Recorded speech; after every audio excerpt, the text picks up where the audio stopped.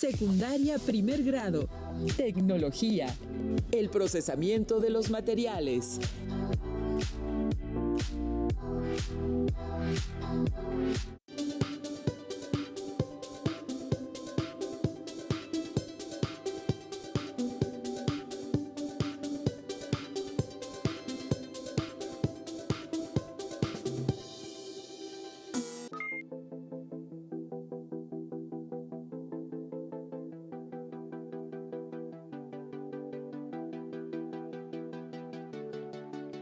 Imaginen un planeta en donde no existen limitaciones, que nosotros pudiésemos hacer lo que nos gusta sin que nadie nos diga qué podemos hacer.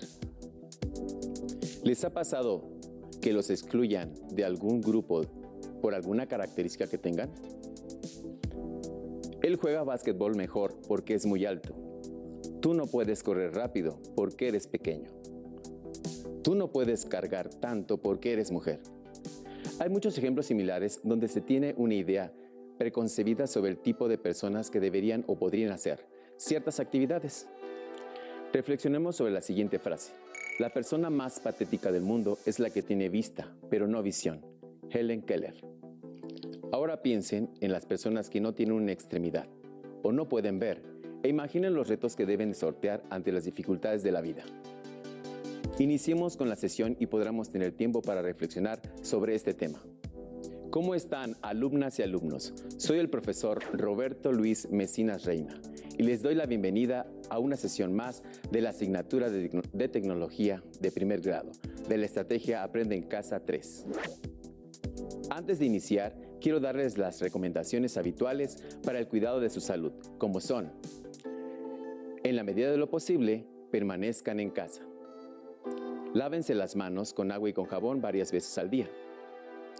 Usen cubrebocas. Si estornudan, hagan el estornudo de etiqueta. Mantengan la sana distancia. Se quedan con los profesores Teresa y Vicente. Yo regreso en un momento. Gracias, Roberto. Bienvenido al equipo de tecnología de primer grado. ¿Qué veremos en esta sesión? Describiremos el proceso de producción artesanal del objeto técnico. Reflexionaremos sobre la vida útil del objeto técnico. Elegiremos uno o más de los materiales con que está hecho para indagar y explicar el procesamiento de los materiales. ¿Qué van a necesitar? Cuaderno, lápiz o bolígrafo. Comiencen a tomar apuntes. Registren a lo largo de la sesión todas sus dudas y hallazgos. Luego, habrá oportunidad de discutir con su profesora o profesor de tecnología. Iniciemos. Recordemos que la producción artesanal es transformar materias primas a través de procesos de producción manuales que involucran máquinas y herramientas simples. Generalmente, una persona conoce todo el proceso con el predominio del trabajo físico y mental. Por ejemplo, tenemos nosotros un navajero de Talavera. Este objeto de Talavera se realizó en el estado de Puebla. La talavera es un tipo de cerámica. Esta ocarina de jaguar es de Teotihuacán. Está elaborada con barro y pintada de distintos colores. Funciona así. Está increíble, Teresa. Sí, súper. Las piezas hechas por los artesanos son únicas, por lo que requieren de mayor tiempo para realizarlas. Son hermosos todos estos ejemplos y ni hablar de la vestimenta, pues son muestra de elaboraciones que hacen los artesanos. Son únicas y asombrosas. Mira, Teresa, quiero que nos enfoquemos en este otro objeto. Este objeto técnico me parece un poco curioso. A mí también. Este objeto parece un bastón. Está elaborado de madera. Es mejor conocido como bordón. La gente que vive o va de paseo al campo seguramente lo ha utilizado y sirve para varias cosas. Uno de sus usos es para saltar zanjas o como escalón para subir alguna superficie. Incluso como apoyo al andar en caminos sinuosos o de difícil acceso durante largos recorridos. Su proceso de elaboración es artesanal, con materiales que se encuentran en el entorno. En este caso se hizo con una rama, solo se le quitó la corteza y se barnizó, para que no se hinchara la madera y se pudriera. De esta forma conserva su dureza y propiedades. También puede o no llevar una punta de hierro que permite poder clavarlo en la tierra y con ello obtener mejor estabilidad al apoyarlo, así como más durabilidad. Se pueden decorar con un pirógrafo y personalizarlos. Dependiendo del tipo de árbol del que provenga la madera, puede ser muy dura o blanda, y de eso dependerá su durabilidad y estabilidad. Por ejemplo, la madera de encino es madera muy dura, el roble o el fresno son maderas de dureza media y la del abeto o sauce son más blandas. Esta propiedad también nos ayuda a definir si serán buenas para su labrado o grabado, que son técnicas de decoración. Para ver cómo se graba la madera, vayamos a la sección 1001 técnicas en la tecnología. 1001 técnicas en la tecnología.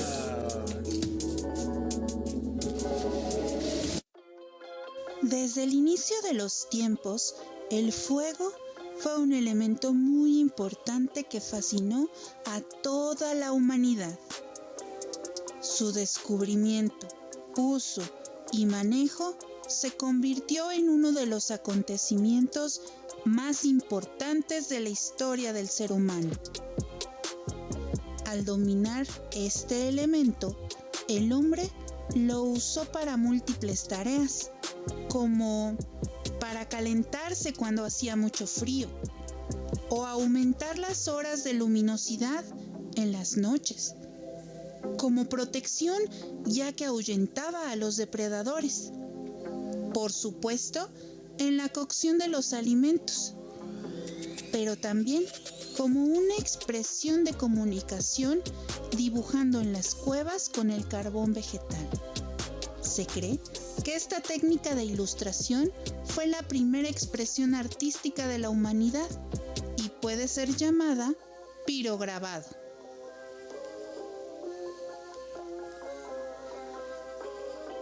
El pirograbado, del griego piros, que significa fuego, y grafos, escritura, quiere decir escribir con fuego.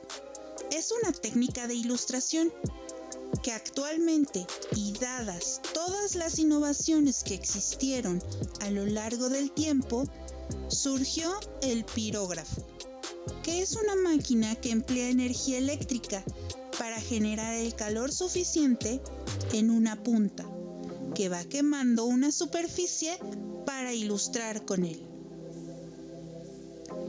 Algunos de los soportes que se utilizan para el pirograbado incluyen papel, cartón, cuero y madera, entre muchos otros. El pirógrafo consta de un mango y varias cabezas con diferentes formas que permiten distintos matices, dependiendo de la intensidad del calor, el cual se puede regular mediante los controles.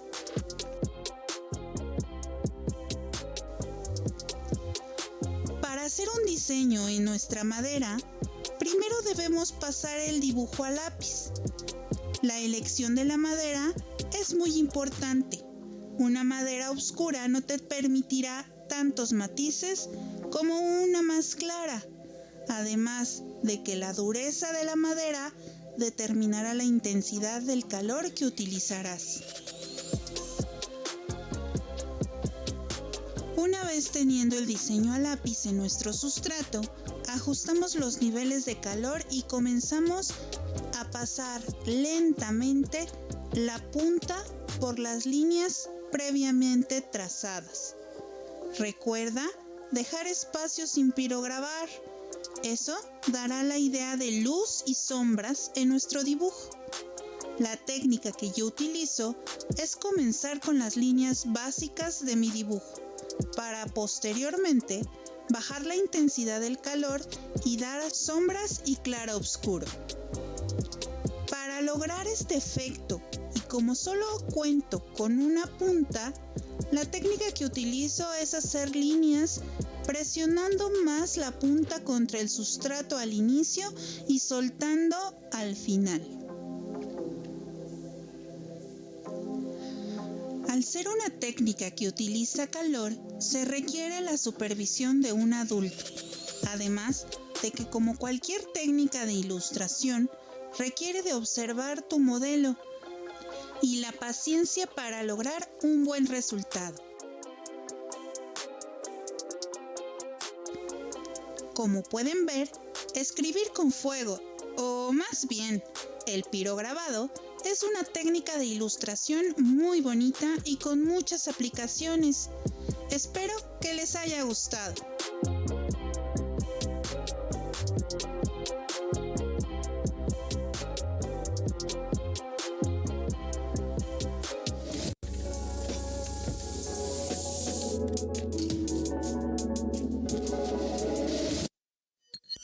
Es importante que este tipo de objeto sea recubierto para poder protegerlo de las inclemencias del tiempo. Aunque el material es de origen natural, también es necesario darle algún tipo de mantenimiento, pues al ya no formar parte de la estructura original del árbol, pierde algunas propiedades, aunque gana otras. La madera es un tipo de material que requiere de tratamiento químico, como sumergirla en sales o cubrirla de chapopote, que ahuyenta a los insectos. También se le pueden colocar barnices que sellan la madera y con eso protegerla de hongos, del agua, del viento, incluso del sol, haciendo que la vida útil del insumo sea más larga. Quiero mostrarte ahora, Teresa, ¿Sí? Y por otra parte, pues existen otros bastones. Esto, por ejemplo, es un bastón ortopédico. Son herramientas que nos ayudan a corregir o evitar deformaciones en el cuerpo humano. Es decir, mejoran la locomoción y brindan soporte a las personas que lo utilizan.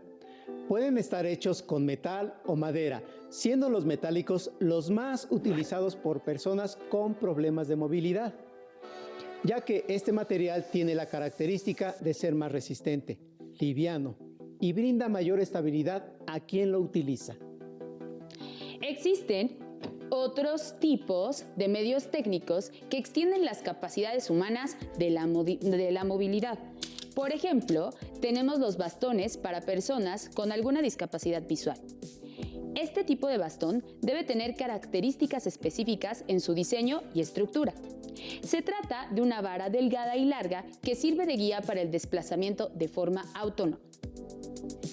En un inicio, el bastón se diseñó de color blanco, de modo que fuera visible entre el mobiliario público y así poder ayudarles en su trayecto, aunque actualmente ya se diseña de diferentes colores con diversos significados. Tienen una empuñadura de goma en la parte superior y en la parte inferior una puntilla metálica rodante. Esto permite la movilidad. Existen modelos plegables o rígidos que son muy ligeros para su traslado. Sin duda, el ser humano ha ido innovando en el uso de los materiales, dándoles una aplicación en muchos espacios de nuestra vida diaria.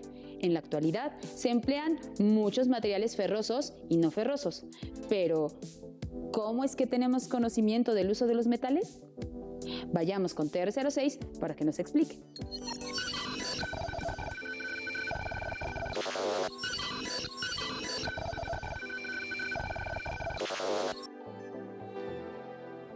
¿Cómo están, alumnas y alumnos? En esta ocasión hablaremos de la edad de los metales. La edad de los metales hace referencia a la manera en la que el ser humano fue descubriendo este tipo de materiales y los empleaba en la elaboración de diversos objetos con distintos usos. Su inicio tiene que ver con el fin de la edad de piedra. El oro y la plata son metales que se usaron de forma ornamental en civilizaciones antiguas. Durante las conquistas de estos pueblos, distintas civilizaciones se dieron cuenta que sus instrumentos de guerra elaborados con materiales naturales como la madera no eran lo suficientemente duraderos y solo podían emplearse una sola vez.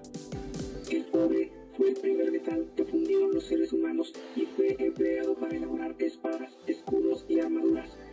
A este periodo se le conoce como la edad del cobre. Posterior a ella se descubre el bronce, que es una aleación, o sea, una mezcla de cobre y estaño, con mejores cualidades para hacer distintos objetos para la guerra, por lo que se empleó de forma regular en diferentes objetos. A este periodo se le conoce como la Edad de Bronce. Posteriormente, buscando un metal que fuese más resistente que el cobre y el bronce, el ser humano implementó el uso del hierro. Este periodo es considerado la Edad de Hierro.